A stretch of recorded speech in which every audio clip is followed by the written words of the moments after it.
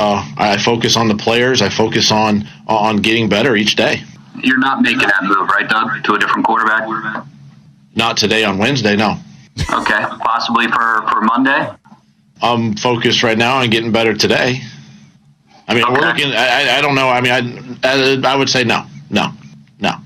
Carson's your starter for Monday? Yes. All right, Key. More first team reps means what? You said follow the money. I know. Well, he's not. Look, he's not starting tonight. I know. Now, whether or not he plays, that's something totally different. Every team that I've ever been on, our backup quarterback has always taken snaps with the first team in the first unit. You got to get them prepared just in case. This is a big story because Carson Wentz has been, less than stellar, I would say. That's a nice way of saying it. And because of that, when Jalen Hurts, who was drafted in the second round, gets snaps, it's newsworthy. That's just part of it. I'm not surprised that he's taking snaps at all. There's going to be a small package because for whatever reason, that package may give them the best chance to win tomorrow or tonight. It may give them the best, but doesn't mean that he's taking 60 snaps during the game. That doesn't mean that at all. Just get prepared to see Jalen Hurts get a lot more snaps. Yeah, he'll get more snaps. Just get prepared to see it. And this reminds me of, Key, have you ever had these conversations with somebody where somebody's like, hey, what do you think about so-and-so? And you say, well, he's a really nice person. Family guy. Yep. Well, you preface the comment before you actually take insult to somebody, right? Well, he's a really nice person, but that's what I heard Doug Peterson do, right? He's setting it up. He's giving you context. Hey, look, he is our quarterback for now until we play against the Seahawks or until we play against the Packers or until we play against the Saints. Just look at death row. It's coming. It's a matter of time before we see Jalen Hurts. Well, it's pressure that'll be put on him, on Carson Wentz, whether it's in practice, much like Mike Tannenbaum said, or whether it's in the games. Carson Wentz certainly can see that they're trying to figure out something. He's not stupid. He's talking to his agent who's probably been through this before with other clients. He's talking to friends, college coaches.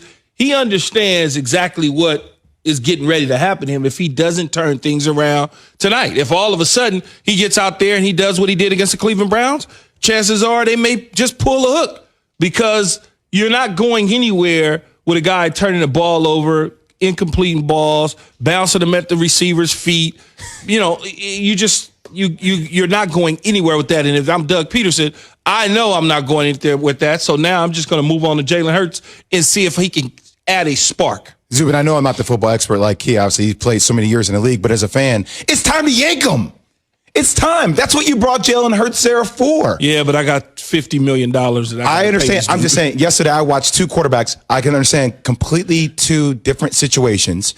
But Jared Goff and the inconsistencies that you have, and then Carson Wentz, the inconsistencies, you're like, wow, these two guys got paid a boatload of money. Same agent. Wow. They did. Who's he? I need him to do my contract here. It's Bruce Toner, actually a good friend of mine. But he did their deals simultaneously, like back to back, right? Like I would say within weeks of each other. Here's the conundrum. I agree with Jay, especially when the division is starting to slip away. You've got a chance to make the playoffs. Everybody in the division does. If you need to give your team a spark, why not do it? But Key, here's the real conundrum, and Jay weigh in on this as well.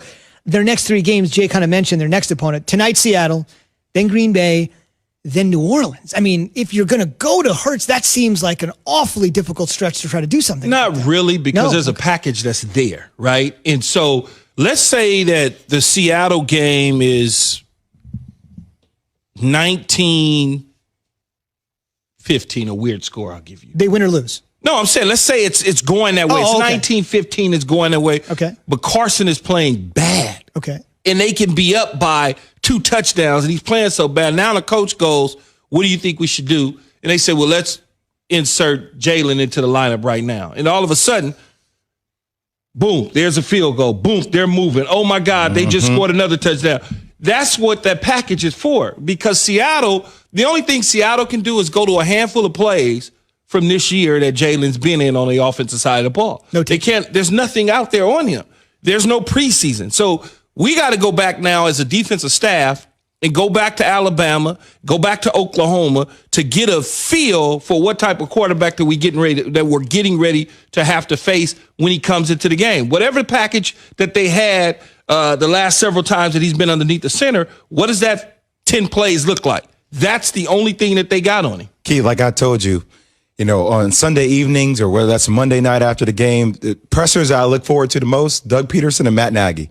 I mean, every single time, what are you going to do? What are you going to say now? Especially when you keep losing. That pressure just mounts and mounts and mounts. I understand different situations. Different. I always have to preface it that way for you. But I'm just saying from an entertainment perspective, you like watching Snoop Dogg call a fight, just watch these two post presser. Well, when you're not winning games and things aren't I could think of 3 people. Well, I could think of 4, actually. One's not even coaching anymore, Matt Patricia. Then you could think of Matt Nagy, Adam Gase, and Doug Peterson. All of them got the thing in common, not winning football games. And when you don't win, you go to the pressers, it's miserable. Oh. You don't have any, like, what you gonna say?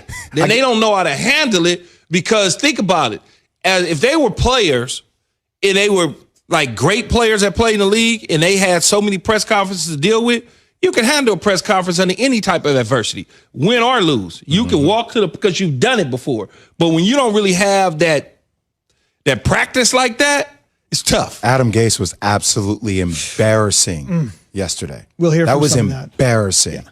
We'll hear from his in the last minute. Take me inside an organization here when there's leaks and everybody's watching practice.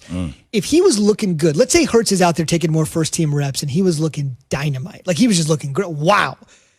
Are you surprised any of that hasn't filtered on out there? Doesn't it seem like anytime anybody shows a pulse, we hear about it in these types of situations? But he may not be showing a pulse. He may just be. Then why go to him Jalen, at that point? Because it's a package. They're not asking Jalen Hurts to be Carson Wentz. Oh, no, I got What they're saying, Z, is that we need to get a spark. We need to figure out a handful of plays that we could give him that will give us a